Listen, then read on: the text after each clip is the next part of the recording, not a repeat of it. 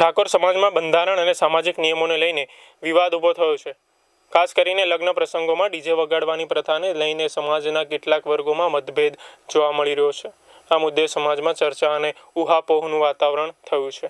આ અંગે મંત્રી સ્વરૂપજી ઠાકોરે VR લાઈવ સાથેની ખાસ વાતચીતમાં કહ્યું કે સમાજમાં ચાલતી પરંપરા અને નિયમોને ધ્યાનમાં રાખીને યોગ્ય નિર્ણય લેવામાં આવશે।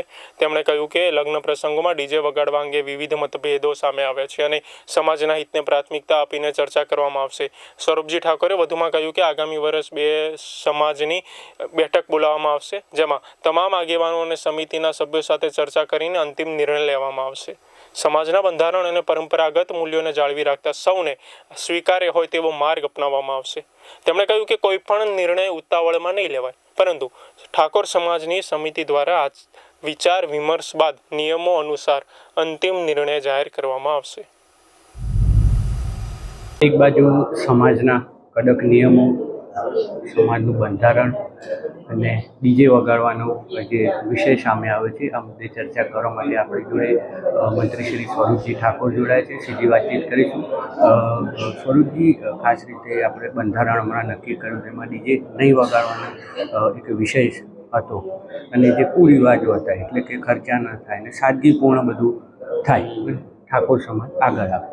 પણ આપણા જે સમાજના વ્યક્તિએ જાહેર પ્રસંગમાં ડીજે વગાડવાનો એક વિષય છે, એને લઈને આપણે ખરેખર જ્યારે સમાજના નિયમો બનતા હોય અને સમાજના ઉત્થાન માટે, સમાજની પ્રગતિ માટે જ્યારે પણ સમાજ નિયમ બનાવતા હોય તો એનું દરેકે દરેક પાલન કરવું જોઈએ।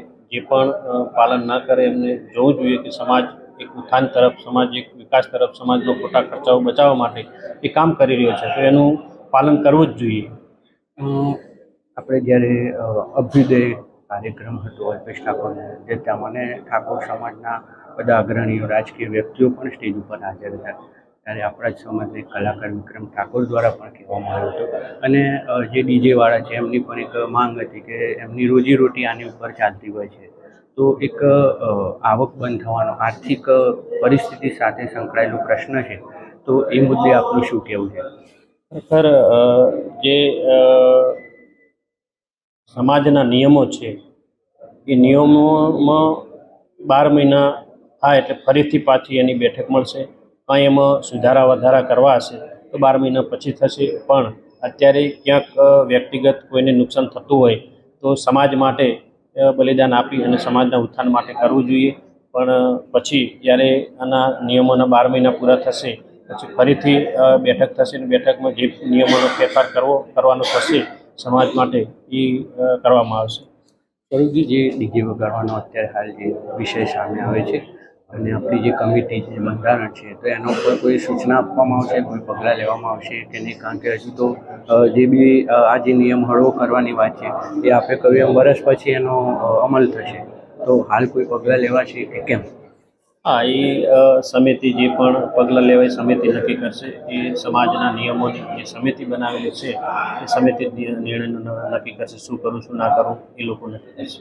સર, ખૂબ ખૂબ આભાર અમારી સાથે જોડાવા। ચોક્કસથી હતા સ્વરૂપજી ઠાકોર કે તેમનું સ્પષ્ટપણે માનવું છે કે જે રીતે સમાજનું બંધારણ છે, જે રીતે સમિતિ છે અને ડીજે વગાડવાનો જે વિષય છે તેને લઈને આગામી નિર્ણય અને સમિતિ અને બંધારણ જ તેને લગતા જે શિક્ષાત્મક કે દંડાત્મક પગલાં છે તે નક્કી કરવામાં આવશે। આનંદ બારોટ, VR લાઈવ, ગાંધીનગર।